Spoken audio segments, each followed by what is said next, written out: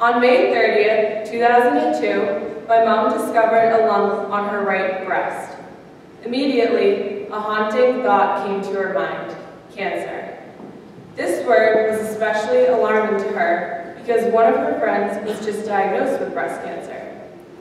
At the time, my oldest brother, Alessandro, was 6 years old, my brother, Luciano, had just turned 5, and she was planning a 4th birthday party for my twin Karina and me, which was happening 4 days later. She went to her doctor at Brigham and Women's Hospital, who sent her for a mammogram and an ultrasound, but the lump did not show up in the mammogram. They immediately wanted my mom to go for a biopsy, but she opted to wait until after our 4th birthday party. The doctors diagnosed her with aggressive stage 2 breast cancer. We were all very young at the time, and questions such as, will I be alive to see them grow up? How am I going to take care of my children going through chemotherapy? And how will I ever explain cancer to my children were running through my mom's head constantly. I remember being curious on why my mom had kept going back to the hospital, and one day, while my siblings and I were playing inside, I asked my dad, why does Mommy keep going back to the hospital? Is she okay? And he replied, Mommy ate a peach seed, and now it is growing in her stomach. Every time she drinks water, which of course she needs to do, it grows a little more. Karina then asked, why don't we know anyone else that has a tree growing inside of them? And he said, we do, your uncle ate one. That's why he has such a big belly. Of course, I didn't know any better, so I believed him. On June 26th, my mom went into the hospital and had a mastectomy, which the doctors advised her to have. On August 8th, she started her first of 6 rounds of chemotherapy, and this was to take place every 2 weeks, but due to her getting extremely ill, they had to shorten the rounds of chemo to 4. She ended up back in the hospital after each infusion.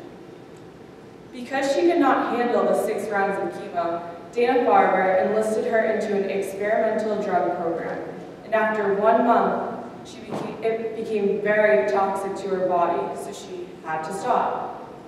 On top of all this, my maternal grandmother, who was 70 at the time, had found a lump in her left breast, 2 months after my mom had been diagnosed, but did not say anything to anyone else at the time because she was helping out with taking care of my siblings and me. My grandma opted for a lumpectomy, and she had a positive lymph node involved, which meant that she needed to do radiation. As a result of the chemotherapy, my mom immediately went into early menopause and then took drugs every day for the next 8 years to stop any estrogen, which was what fed her cancer. As of June this year, my mom is free of cancer for 12 years. She goes every 6 months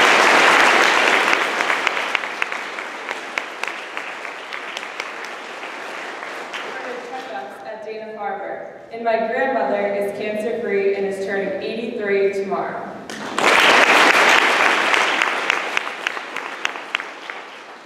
Support from our family and friends was phenomenal. They helped prepare meals, take my mom back and forth to her many doctor's appointments, and kept my mom upbeat and motivated.